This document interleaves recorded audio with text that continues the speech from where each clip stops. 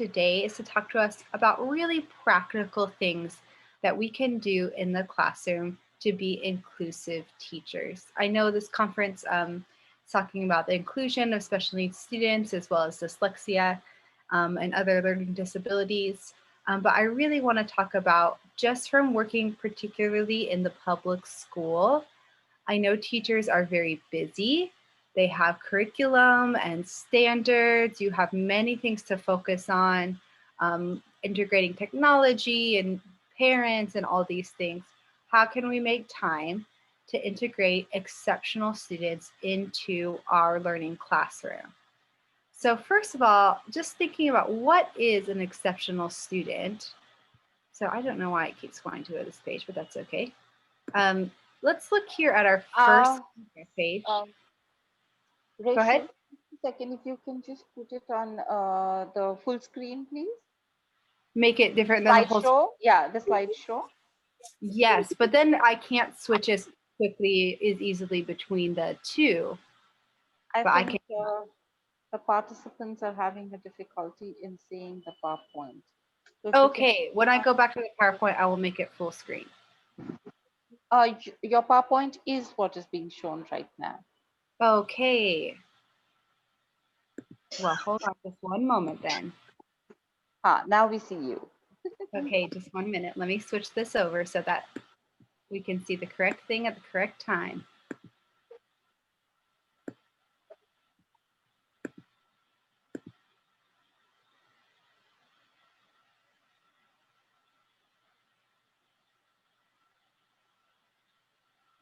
Okay, we're gonna try this instead. How about that? Okay. Great. Can you see our inclusion board now? Yes. This is called the Jamboard. I've been using it for online teaching because you can do feedback really quickly. Mhm. Here's our presentation, but then we also have this feedback board that I'm happy for people to use as I go. So that's the link that is there in the chat is the feedback board. Okay. Okay, Yes. can we hear and see now? Yes. Excellent. Thank you for your patience with that, everyone. So, thinking about exceptional students, here's one definition of what we would call an exceptional student. I don't know if the term is the same, but any student who deviates from the norm. So, students that are above or below. So, that includes gifted education, special needs education, behavioral disabilities, also, language learners, if the students don't speak the majority language of education, that they'll require some special needs. So any students that would require special services. I worked at one school that had a deaf and hard of hearing program.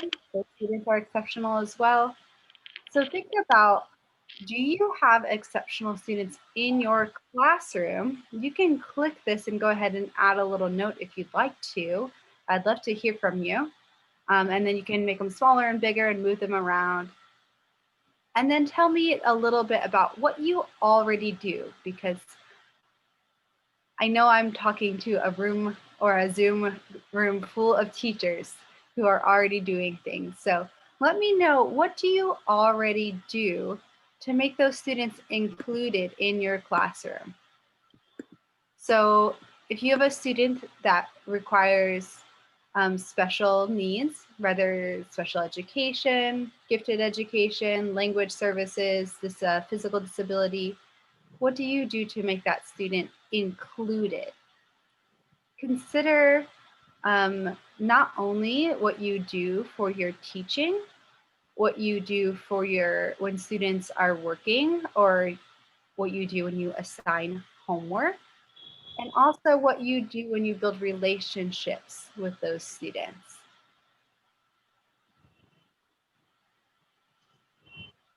So take some time. I see a teacher here that has said that she will make the student comfortable, look for the strengths, helping to build better relationships. That's excellent. Yeah.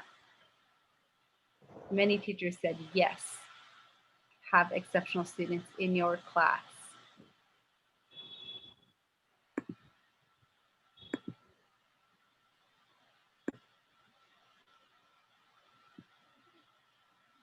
Yes, I believe we're already recording. Shall I record this, Dr. Dalby? No, I think this is getting recorded. Okay, great. The session is getting Sure. recorded. Yeah, if your computer doesn't allow you to load the Jamboard and the presentation and the Zoom at the same time, I understand. No trouble. This will be available to you. Great. So if you're talking about the child is good at art, then finding activities that the child can do with art, spending one-on-one time with the student. Excellent, excellent. Great ideas.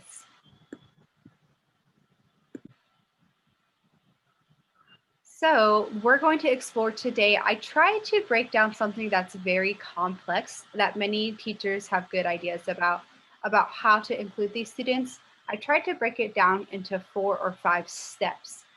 And the idea of having steps is just to give us a systematic way to think about it. Of course, there might be some other ideas that fit into here, but I try to simplify as much as possible. That if you are making an active effort on these 4 or 5 things, you are a good part of the way to including all students in your classroom. So let's look at step 1. This is so important, we know, with all of our students, that we need to know who they are. What students are in your class? So I saw a note on the Jamboard that said about knowing their strengths. That is the same idea. If you know the strengths of a student, then you can capitalize, you can take advantage of those strengths. So we try to focus, especially when you're talking about students with disabilities. A lot of the materials focus on, oh, well, perhaps they can't reach this goal or they can't reach this goal, or with dyslexia, maybe you need to change the reading level lower, all these things. But it's important, and if you attended Jennifer, my colleague's presentation, I know she had this idea as well, that it's important to focus on what students can do. What are they capable of? So students do have gifts and abilities, even academic gifts and abilities. Even with a intellectual disability, students can have academic ability. And then look at where do they need support. So I'm going to switch one more time or a few more times. Let's see here. Because I just wanted to show you.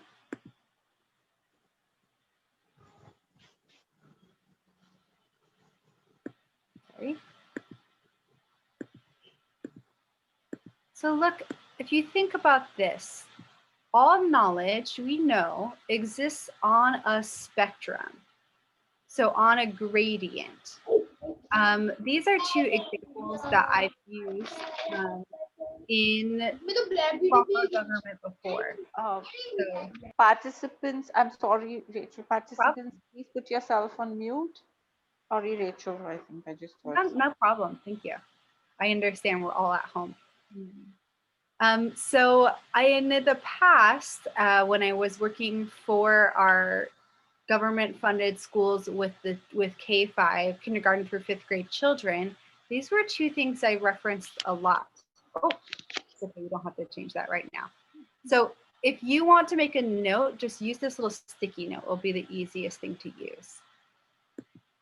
So that will work best for you. Okay, so this is what we call, this is from a company called WIDA, W-I-D-A. And this is something they call their can-do language development standards. So there's a link and you can look at those further. But it has the idea that when students are developing language, whether it's their second language or their first language, there's a process, there's a developmental process of skills. So for example, a student can use very simple vocabulary when he or she is in kindergarten, right?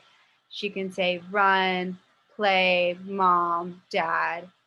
And then as you go further, the students can build more complex vocabulary and even specific, maybe scientific words, words like noun, adjective. These are more specific school-based words.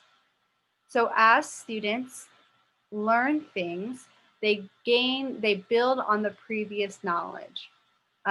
Think about writing. You start with a letter, then a word, then a sentence, then a paragraph, and students learn these as they progress through the grade levels.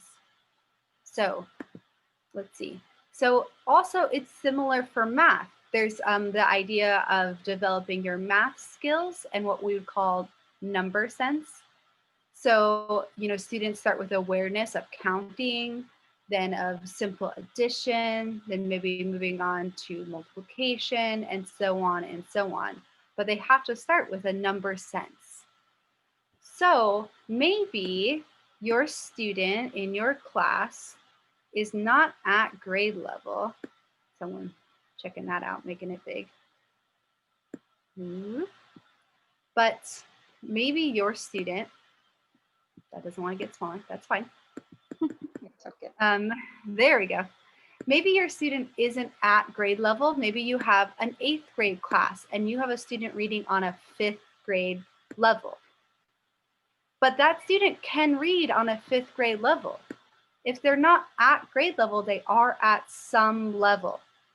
So what can your student do independently? So maybe it's reading time and your student is not prepared to read an 8th grade book, but your student can read a 5th grade book. Or what are the language arts or the reading and applied writing standards for the level that that student is capable of?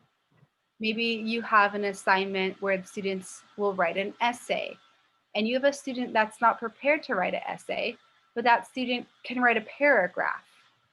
Allowing students to have independence to do what they can do gives the students a sense of inclusion in the classroom and does give you feedback on their academic ability. So you shouldn't have to spend too much time going to search something like WIDA or this is the Common Core number sense. You're free to look at those kinds of things, but I would imagine that your school area or your school has some kind of developmental sequence already in place, where the students are supposed to learn things at certain benchmarks.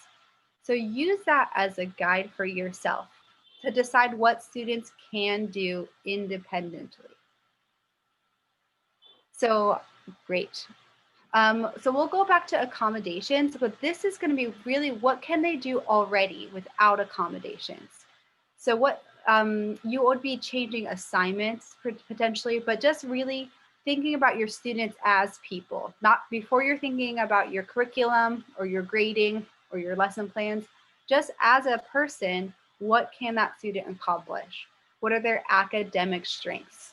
And using these developmental sequences to give you a better idea of what those developmental strengths are. So I found in the past, sometimes students can really surprise you. Sometimes part of what seems like academic disability, there can be a real issue there, but then there can also be perhaps shyness on top of that, or embarrassment, or fear.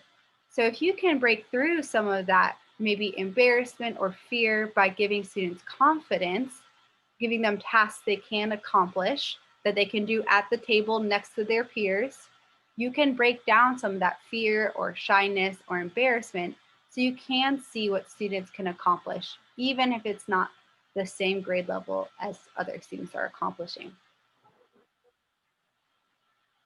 Great. So that would be our step one. And if you can't switch back and forth, no problem. I'll switch for us. So once we know what strengths students have, we want to allow them independence. But then we know we do want them to grow as teachers. We don't want to say, you're an 8th grader and you read at a 5th grade level, so that's good enough, let's stay there. That's not gonna work. We need to push students higher. So how can we push students higher?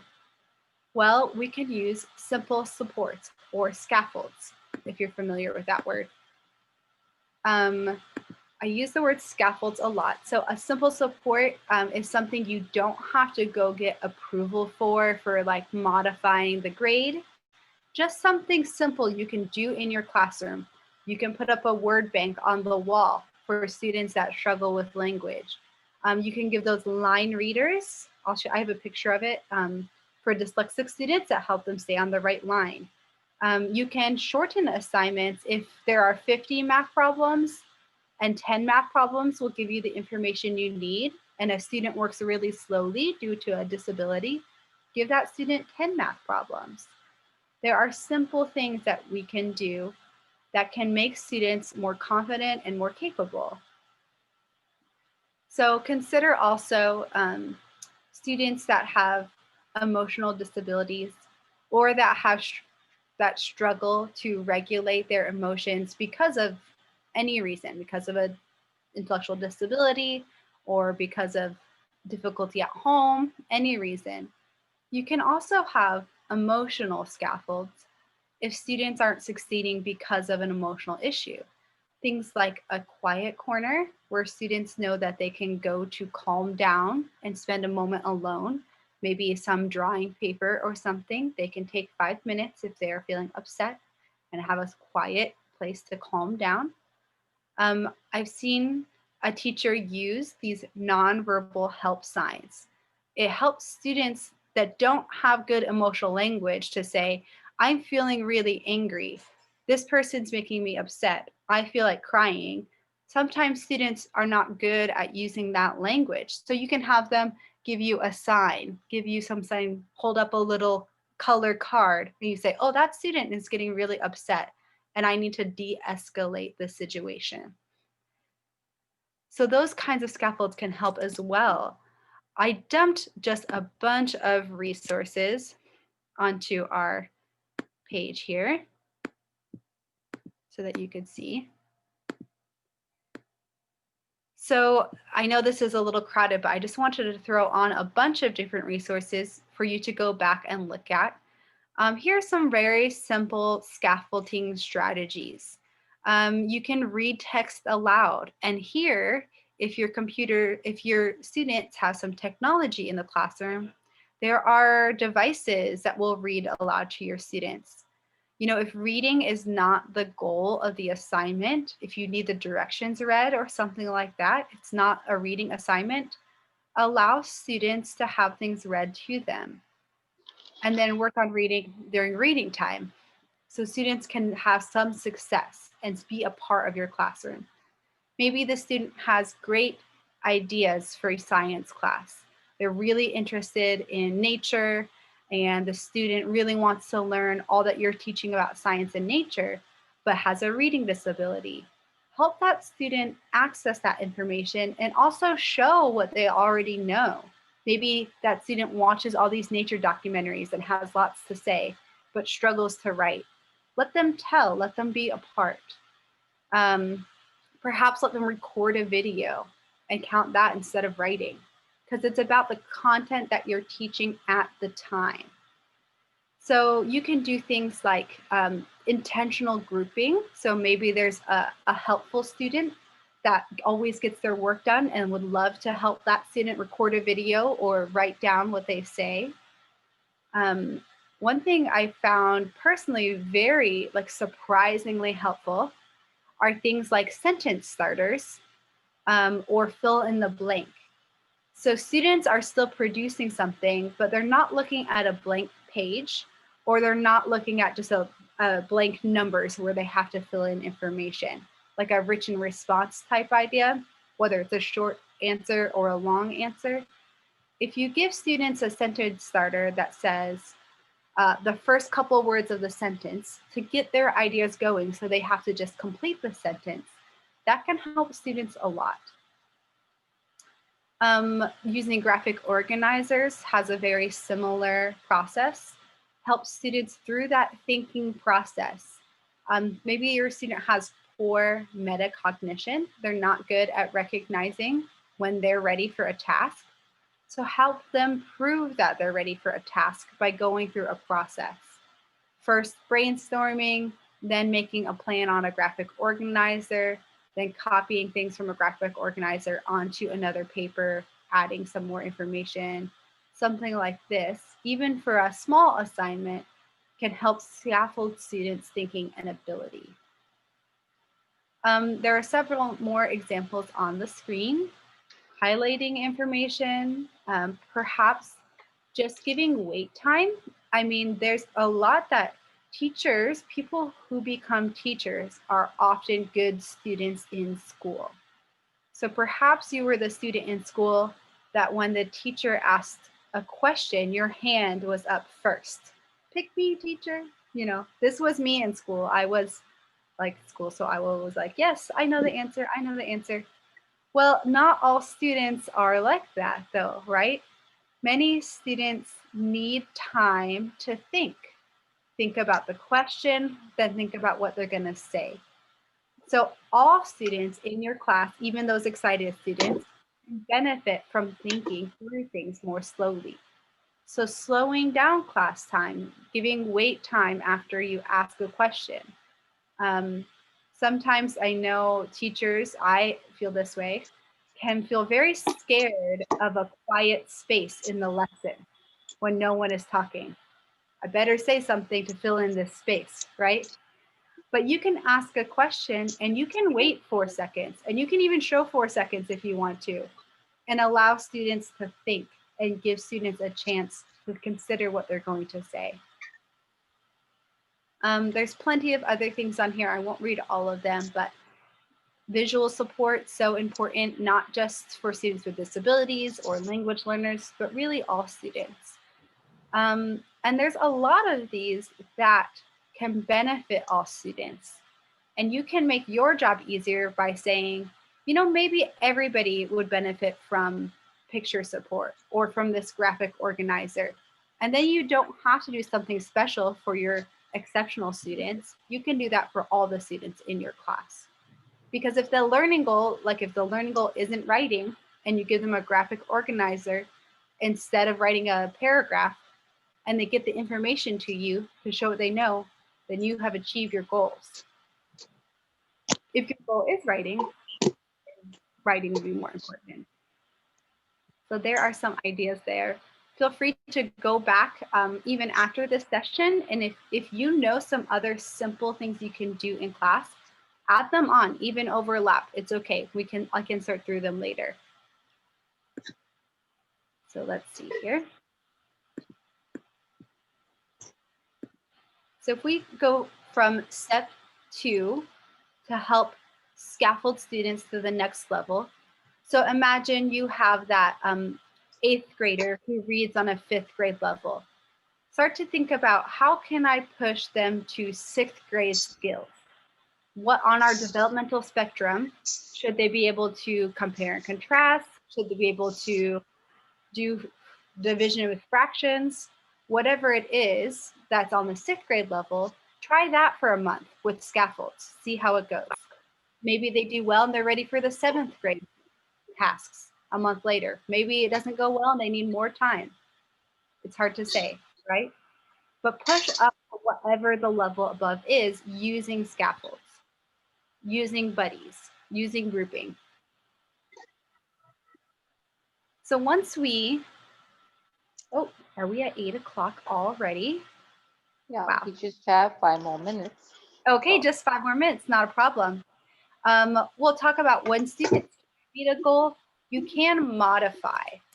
So I'll go over. Okay, madam. When students can't, you still have to give a grade and you still have to give assessments, right? But think about this. You might know what students are going to be coming into your classroom. Maybe you know there's a student with an intellectual disability in the grade before yours that will be coming to your room next year. Or maybe on day 1, you meet a couple students and you say, oh, this student is going to need some extra help.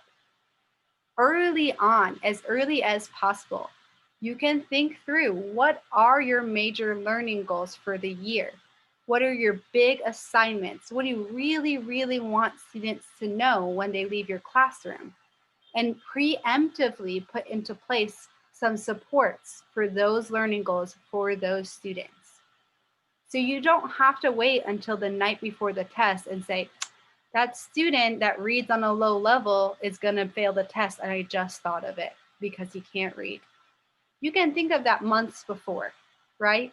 You know what your tests are, especially if you've taught the same content again and again. So you can think far ahead. Maybe on Bloom's taxonomy, you need to go down to understanding or remembering when your task is evaluating, because that's what the student is going to be capable of doing on their own. This picture is an example of a planner where it says modification extension for every part of the week. So you can think a week ahead. Okay, I'm planning my week. What modifications am I going to plan into this week to make sure that my students are ready to go? So let's see.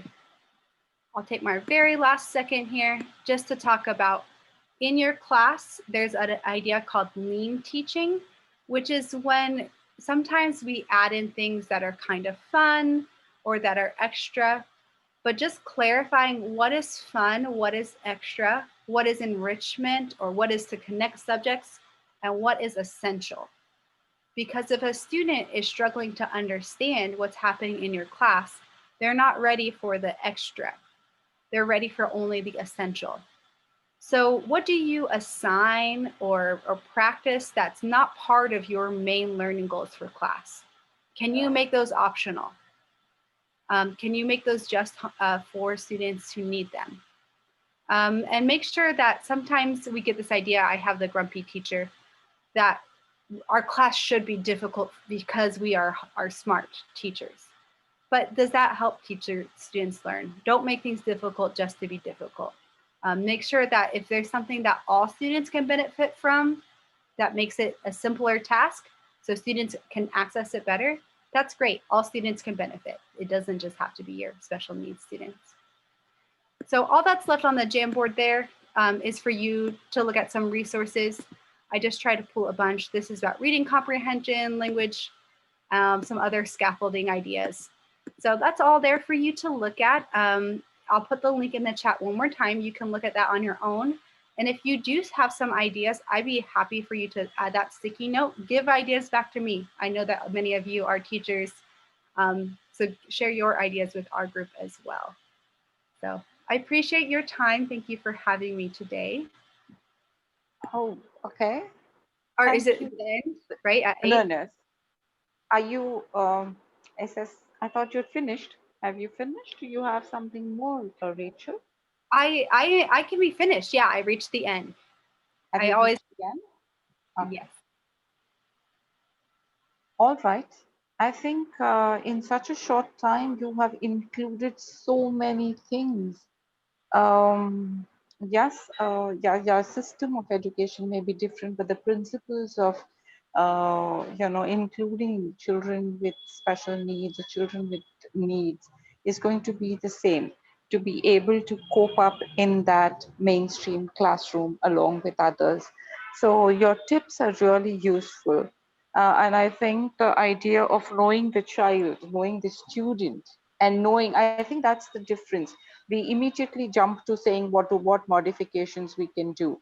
But the fact that it's so essential to understand where the child is, what he can do independently, I think is a good takeaway from today's session, because once we know that, you know that where you can, build up those skill sets. Um, so knowing the student is very important. You talked about allowing student independence, and I think instead of, and these are such small practical tips that nobody can say, oh, we don't have the resources, I don't know how I can manage it, I don't know where I will get it, which is a typical state for every school, I'm sure, and all teachers. But using a buddy and learning scaffolds and basically trying and reaching out to the child in all possible ways is something that I think every teacher can do. I mean, all the points that you have given are such can do tips that it really was very, very beneficial. And one thing that I really liked is everybody talks about the educational scaffold, but the emotional scaffold that you have talked about having a quiet corner, having those non-verbal tips, having those, help cards. I think that makes the child be so safe and secure in the classroom and ready to learn, and not being pointed out, where I mean, it's like a code, so the child knows, and it's only between the teacher and the child. So that's great. And yes, I think the final thing that I felt, I think, is again a takeaway is, as teachers, we talk so much. As teachers, we just need to explain and explain and explain, and somewhere we lose the track as to what is the essential part. So yes, this lean teaching is a big, important point, that you need to focus, and we need to be very clear about what is the essential and what is that extra input that you're giving, or what is the non-essential, so that the child with a need who's finding it difficult to focus knows what he needs to focus. So very beneficial. Thank you so very much. Lovely slides, such fantastic scaffold strategies you have given. Thank you so very much once again for being with us and sharing all your experience. Thank you, Rachel. Thank uh, you. yeah. Oh, I don't see any